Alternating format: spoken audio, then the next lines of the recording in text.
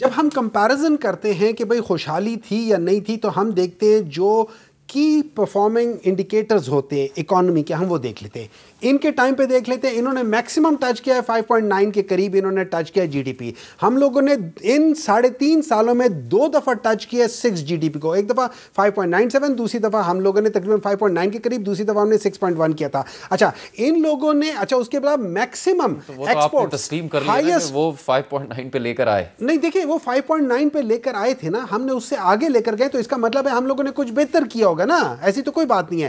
اچھا اس کے بعد پھر بات یہ تھی، اچھا ہم یہ واحد پولیٹیکل پارٹی ہے جس نے اپنے ٹینیور میں 2 دفعہ مسلسل 6 جی ڈی پی کو ٹچ کیا ہے. اب اس کے بعد maximum export in the history of Pakistan, maximum جو remittances in the history of Pakistan. اچھا اس کے بعد جو میکسیمم جابز ہے پر ایئر کے لحاظ سے، پاکستان تحریک انصاف کے 3.5 سالوں میں 4 سالوں میں 1.8 million per year job creation, ان کے ٹائم میں 1.4 ملین پر، ٹھیک ہے نا. تو اگر آپ ہر لحاظ سے دیکھیں تو ہمارا دور ان کے دور سے بہت in spite of corona, in spite of 1.5 years of corona. Javed Latif صاحب. جی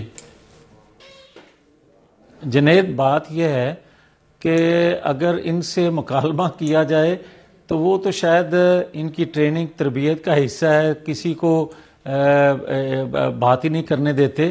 مگر کیا یہ حقیقت نہیں ہے کہ 4 سالوں میں یہ اعداد و شمار ان کے اپنے ہیں، مگر پاکستانی قوم جو تاجر تھا، جو صنعت کار تھا، جو اور کوئی بزنس کرتا تھا، لوگ اپنی راس کھا گئے، بے روزگاری بڑھ گئی، مہنگائی انتہا کو پہنچ گئی. ہاں جو بات میرے بھائی کر رہے تھے مندوخیل صاحب، 16 ماہ کی قومی جو حکومت تھی اس میں بلاول صاحب کو پتہ نہیں تھا کہ ہم لاڈلے پلس ہیں. اس وقت ان کو تمام وہ چیزیں نظر آتی تھی جو آج ہمیں بھی اپنے اوپر ہونے والے مظالم نظر نہیں آ رہے یا یاد نہیں آ رہے. اس وقت وہ بھی گنواتے تھے کہ نواز شریف کے ساتھ کب زیادتی ہوئی. اور میں پیپلز پارٹی کے تمام اپنے انتہائی قابل عزت لوگوں سے یہ گزارش ضرور کروں گا کہ میں میثاق جمہوریت سائن کرنے کے بعد کوئی حد پار نہیں کرنا چاہتا، نہ ہماری جماعت کرنا چاہتی ہے، مگر آپ یہ ساری چیزیں محترمہ بے نظیر بھٹو شہید جب میثاق جمہوریت سائن کر رہی تھیں تو ان کے علم میں تھا، اقرار اعتراف دونوں سائیڈوں سے ہوا کہ کس طرح نکالا جاتا ہے اور کس طرح لاڈلا کوئی بنتا ہے. مگر ہم آج بھی یہ کہیں گے، جس طرح میں پہلے بھی کہہ چکا ہوں، کہ پاکستان کے اندر بگاڑ اتنا زیادہ پیدا ہو چکا ہے اور تمام سٹیک ہولڈرز جو ہیں ان کو چاہیے کہ مل بیٹھ کے سوچیں کہ ہم کہاں کھڑے ہیں.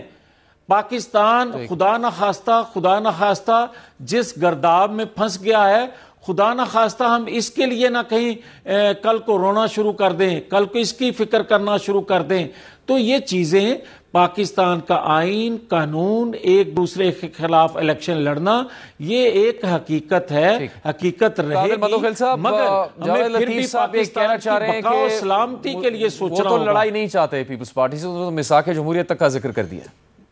دیکھیے آپ کو یاد ہوگا بلاول بھٹو زرداری صاحب نے مریم بی بی کے سامنے بھی اس بات کو دہرایا ہے، اور ابھی پچھلے جلسے میں بلاول صاحب یہ بھی فرماتے تھے کہ میاں صاحب ایک ہی اقتدار کے پیچھے سارے اصولوں کا، ساری زندگی بھر کی سیاست کی جمہوریت کا گلا نہ گھونٹے.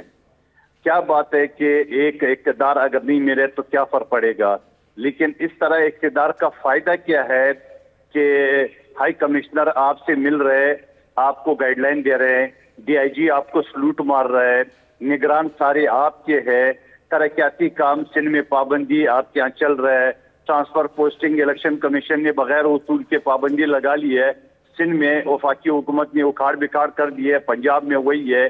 یہ سارے، اور پھر باپ پارٹی کو آپ کی طرف جھکایا جا رہا ہے، آئی پی پی آپ کے کہنے پہ بنایا جا رہا ہے، اور پرویز خٹک کا گروپ آپ کے کہنے پہ بنایا جا رہا ہے. تو یہ ساری چیزیں جمہوریت نہیں کہلائے گا، یہ ساری چیزیں جو نا وہ سلیکٹڈ کی طرف جا رہا ہے. اسی وجہ سے ہم کہتے ہیں کہ آپ نے بڑی قربانی دی ہے، آپ نے بڑے جیلے کاٹے، ہم اس چیز کی تائید کرتے ہیں، ہم سمجھتے ہیں کہ آپ نے یہ ساری کی، لیکن ایک اقتدار کے لیے یہ سب کچھ بھول کے وہ کہ میاں نواز شریف صاحب نہیں بولنا چاہ رہے مگر ان کی پارٹی کے لوگ ان کو بلوانا چاہ رہے ہیں کہ کسی طریقے سے اقتدار میں آ جائے.